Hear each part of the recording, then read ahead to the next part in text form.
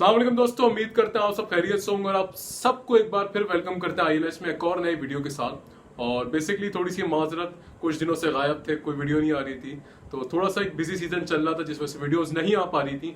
और अब वापस हाजिर हुए एक और नई वीडियो के साथ। और ये जो बेसिकली वीडियो है कि रिसेंटली एक बच्चे के साथ बुलिंग का इंसिडेंट हुआ था और उस पर पूरी वीडियो बेस है।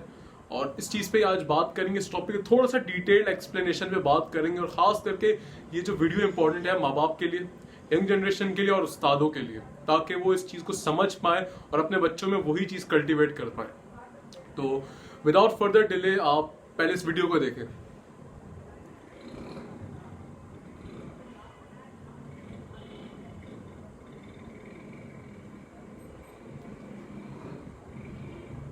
हाँ तो जी, आपने देख ली होगी ये वीडियो और आपको समझ आ गया होगा कि यार ये क्या दर्दनाक सा इंसिडेंट हुआ इस बच्चे के साथ। और इस चीज की पहले जो इम्पोर्टेंस है कि ये क्यों मैं आपको कहना चाह रहा हूँ, इसकी वो समझना बड़ी जरूरी है। और क्योंकि कुछ लोग कहेंगे यार एक नॉर्मल सी बात थी, बच्चे को छेड़ा वो रो दिया। No, it's not important. इसकी बड़ी अच्छी मिसाल इस तरीके से ली जा सकती है कि आपके पास कोई केजी का या कोई छोटी क्लास का बच्चा है जिसको जो 2 का या 3 का टेबल लर्न कर रहा हो उस टाइम, और आपके पास वो आए और आपसे पूछे कि सर 2 क्या होता है और मुझे बड़ी मुश्किल हो रही है उसमें, तो आप हंसेंगे उस पर कि यार तुम्हें किन छोटी छोटी चीज़ों की तरफ नहीं हो रही तुमसे और तुम्हें परेशानी आ रही है, क्यों?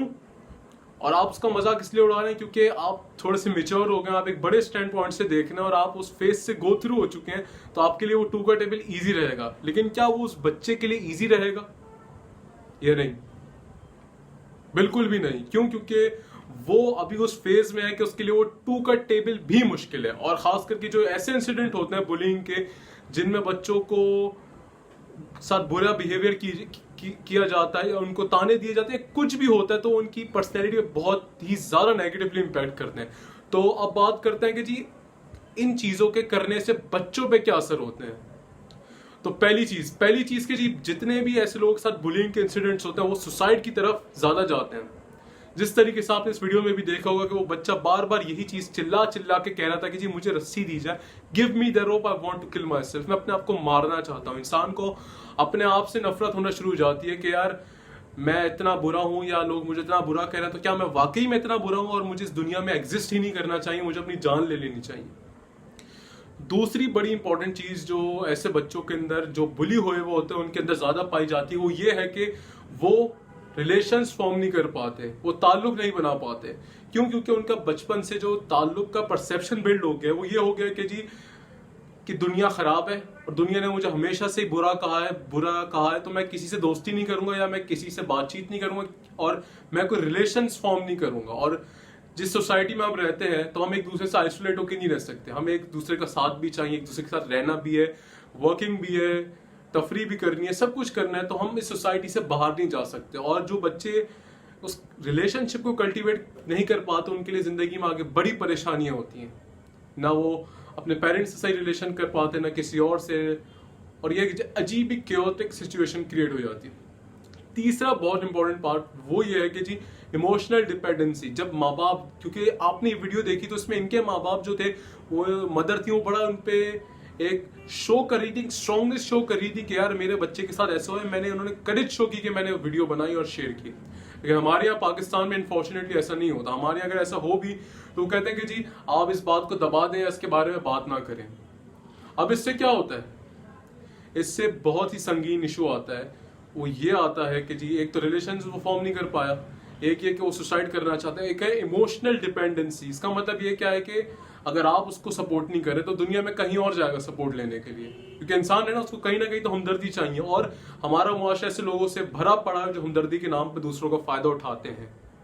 अब वो चाहे बच्चा हो, बच्ची हो, कोई भी हो, अगर आप उनको सपोर्ट नहीं कर रहे तो no one else will came and support. और अगर जो आएंगे भी तो अपना जाती मफाद परस्ती दिखाएंगे और उनके साथ गलत चीजें करेंगे और फिर आपको उसके भी कॉन्सिक्वेंसेस बेयर करने शुरू हो जाएंगे।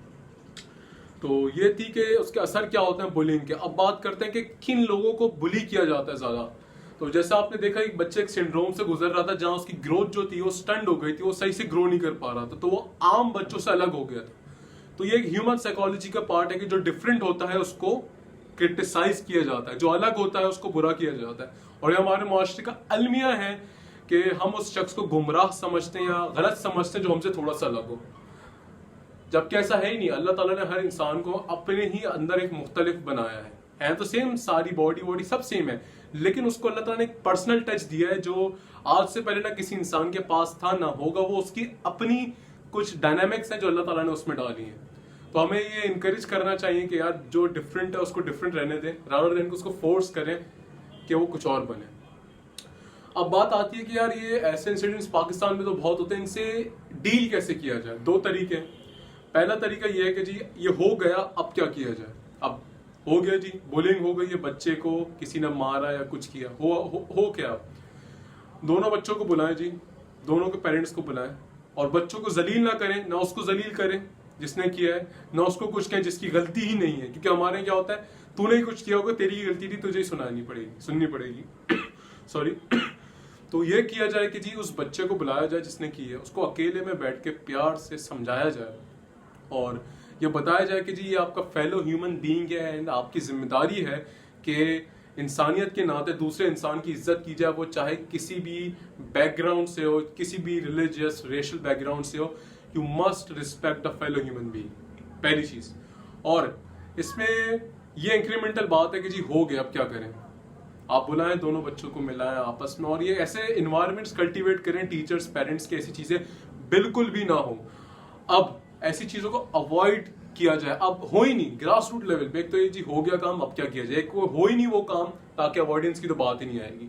तो अगर ऐसे काम को अवॉइड करना चाहते हैं ना, तो मैं हमेशा पेरेंट्स के भी जब बातचीत हो रही होती है तो मैं उनको यही समझा रहा होता हूँ, थोड़ा सा पकड़ना, उनको मैं यही समझा रहा होता हूँ कि जी your child is the reflection of your own action. मतलब आपका बच्चा आपके अपने अमालों का नतीजा है, अपने अमालों की झलक है। एक मिरर होता है ना, खास करके जो छोटे बच्चे होते हैं, जैसा मिरर होते हैं ना, आप जो होते हैं ना वो मिरर होते हैं और आपका बच्चा उसमें दिख रहा होता है। Your child is the reflection of your own action. तो अगर आप घरों में ऐसे रहेंगे कि आप आपस में लड़ते रहेंगे, एक दूसरे को डिग्रेड करेंगे, तो बच्चा भी वहीं से ही सीखेगा और वो अपनी फ्रस्ट्रेशन उतारेगा। ठीक है जी। तो आप कोशिश करें अपने घर का एनवायरनमेंट अच्छा रखें, टीचर्स का भी। और